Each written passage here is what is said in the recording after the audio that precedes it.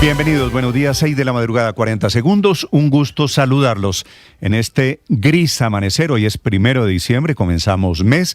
Estamos ya un poquito menos de 6 meses de las elecciones presidenciales. Y hoy, no por coincidencia, a las 7 en punto, revelamos el resultado de la encuesta de Inbamer sobre preferencias electorales e intención de voto, pensando en eso, en las elecciones de mayo del año entrante.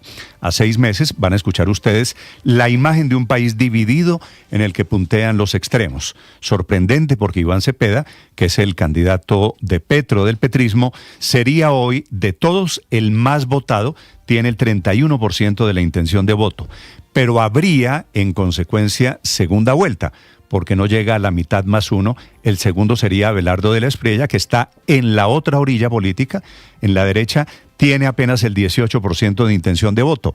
Lo de apenas es el sujeto de la controversia, porque es relativamente nuevo en campaña electoral, es un fenómeno, es el outsider, pero no le gana al candidato del petrismo. Tercero sería Sergio Fajardo, que es el más centrista de los tres que aparecen adelante y que son los únicos, estos tres que ustedes ven en pantalla, de más de 30 candidatos medidos que le ganan al voto en blanco, que todavía tiene algo más del 4% de fuerza. En segunda vuelta, y esta es la gran lección de la encuesta, la derecha perdería con la izquierda en Colombia. Solamente el centro tendría alguna opción de derrotar a Cepeda y a toda la fuerza del gobierno y a toda la maquinaria oficial, que es de lo que se trata esto, a no ser que la derecha y el centro se unan para enfrentar a Iván Cepeda. Lo sabe el presidente Petro, que esta madrugada, muy activo en redes sociales, ha escrito decenas de trinos. El presidente Petro, despierto y muy activo,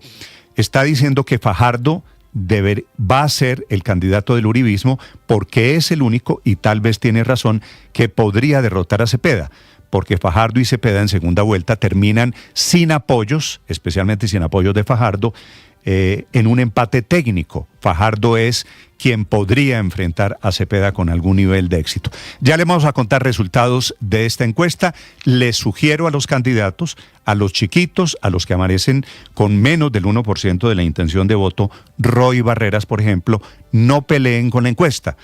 Esta encuesta hace 4 años acertó que el presidente Petro iba a ganar. Se ponen a pelear con la encuesta y no se dan cuenta que la culpa no es del espejo.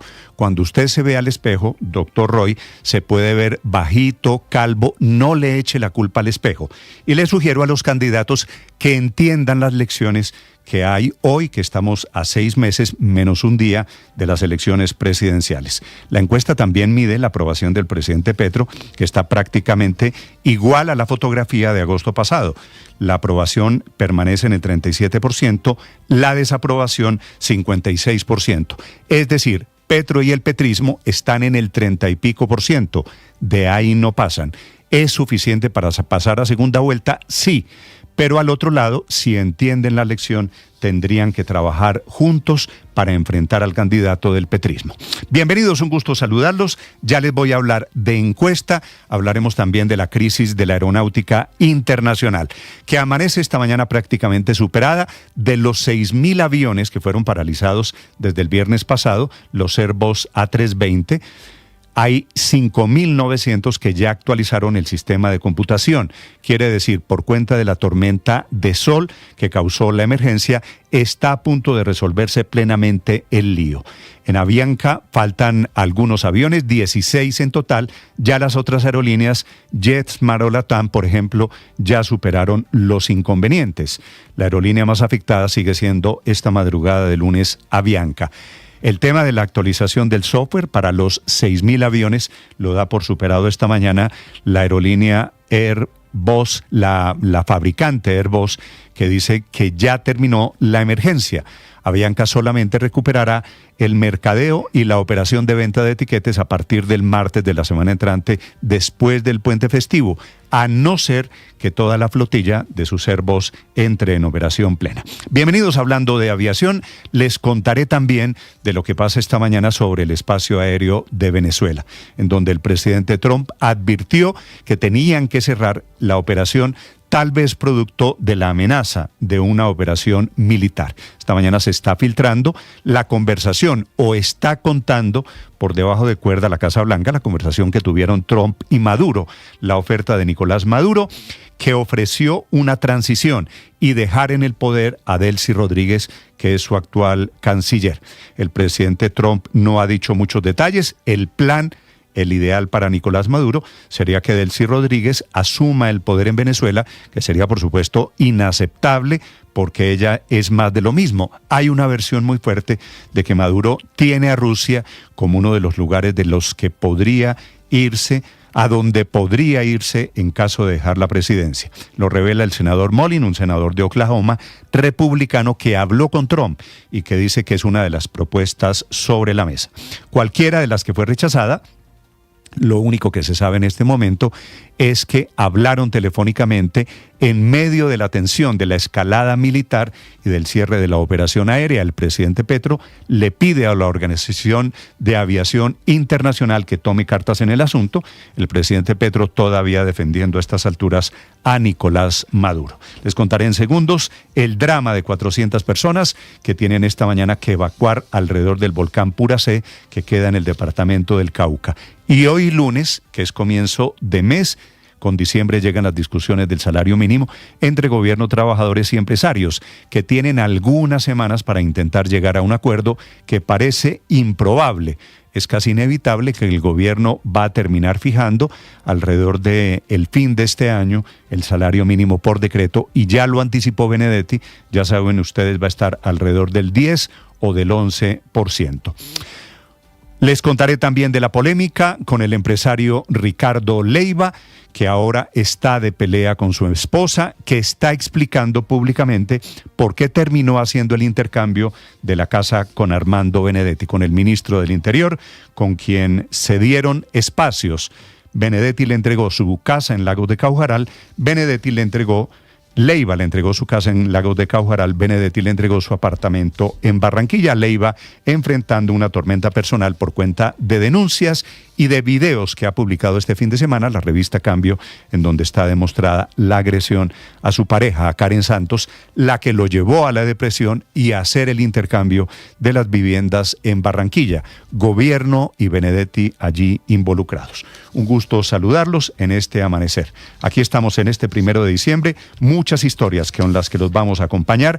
Hoy, hace 57 años, fue el primer voto de una mujer en Colombia. Estaba terminando la dictadura de Rojas Pinilla. Se están cumpliendo hoy 46 años de la inauguración de la televisión a color en Colombia. Fue en el gobierno del expresidente Julio César Turbay. Las 6 de la mañana, 8 minutos. Aquí estamos para acompañarlos en este frío amanecer.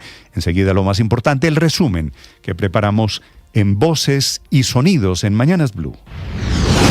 Hay una contingencia mundial que afecta a 6.000 aviones en todo el planeta. Le hemos pedido a Avianca que tenga canales eficientes de comunicación con todas las personas afectadas. El mantenimiento de la flota Airbus A320 avanza en un 92% en Colombia. La Aerocivil informó que se da por superada la contingencia aérea presentada en los últimos días en los aeropuertos del territorio nacional y que afectó a más de 22.000 pasajeros. De las 124 aeronaves, 102 ya completaron la actualización. El capitán Álvaro Mujica, secretario general de la Aerocivil. Mira, la preocupación de la aeronáutica civil siempre va a ser la seguridad operacional. Esa es nuestra máxima preocupación, es nuestra prioridad. Gabriel Oliva, presidente de Avianca. Y es por eso que hemos dispuesto todas las opciones posibles para poder reacomodarlos, para poder reprogramar sus vuelos y que puedan solicitar reembolsos de la manera más sencilla. A pesar de que la contingencia con los aviones Airbus ya está siendo superada, la actualización del software provocó afectaciones a varios pasajeros en diferentes aeropuertos del país. Solamente cambiaron el itinerario del vuelo, lo aplazaron, pero no nos han dicho nada en cuanto al hospedaje o la remuneración, porque de todas maneras es un detrimento para nosotros en cuanto a nuestros trabajos. Perico Durán es piloto y experto en aviación. Una tormenta solar había afectado a uno de los varios ordenadores que controlan los mandos de vuelo del avión.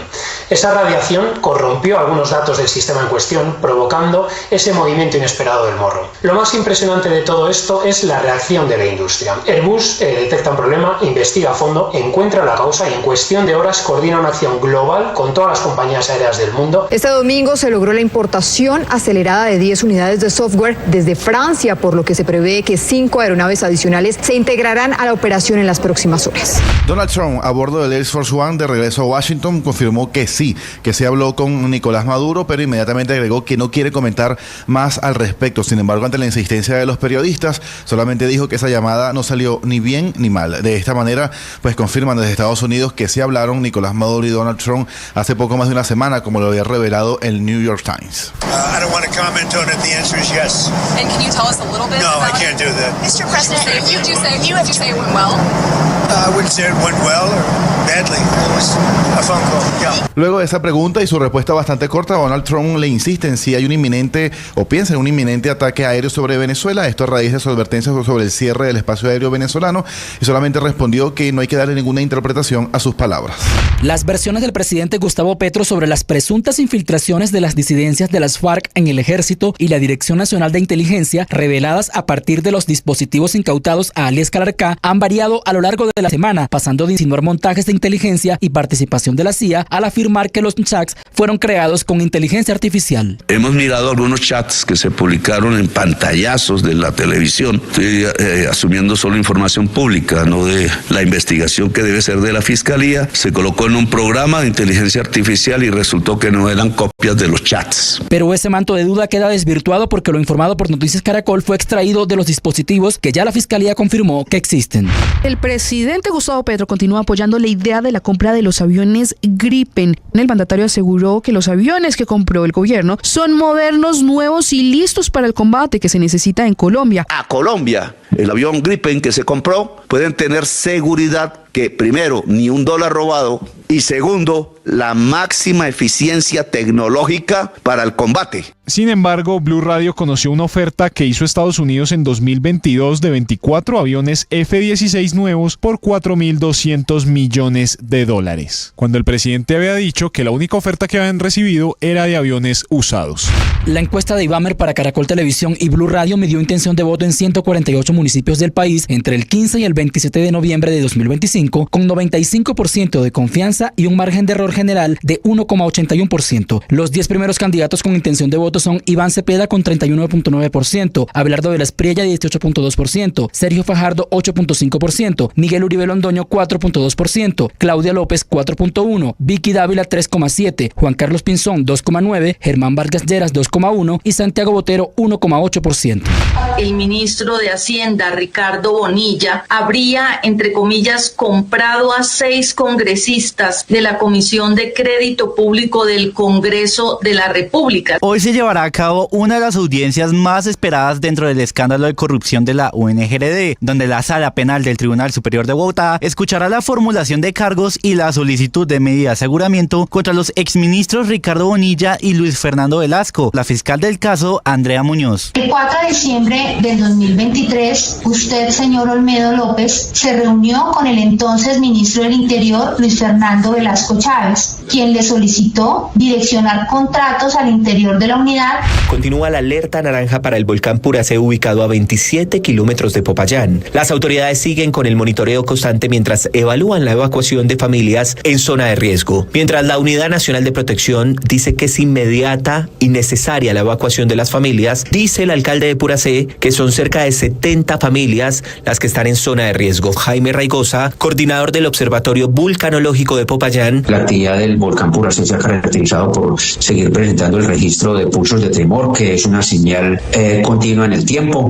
Tras un consejo extraordinario de seguridad realizado en la alcaldía de Bucaramanga, desde el gobierno nacional se anunció un paquete urgente de medidas de seguridad para la capital santandereana tras el violento asalto a una joyería. De acuerdo con las primeras investigaciones, el ataque habría sido ejecutado por la estructura criminal Los Costeños, al parecer aliada con el Tren de Aragua. Así lo confirmó el ministro de Defensa, Pedro Sánchez. Llegan alrededor de 200 policías en diciembre para Santander, 80 de los cuales muy seguramente van a ser dedicados aquí en Bucaramanga. Quedaste grabado, Ricardo. Ahí quedaste. Y ahora... ¡No me vas a pegar!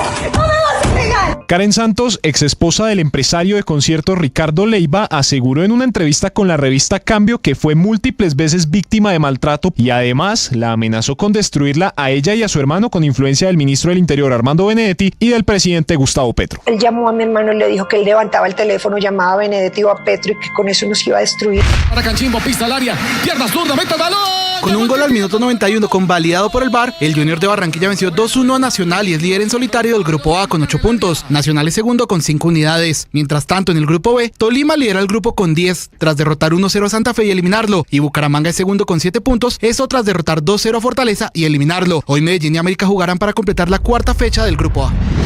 Estás escuchando Blue Radio.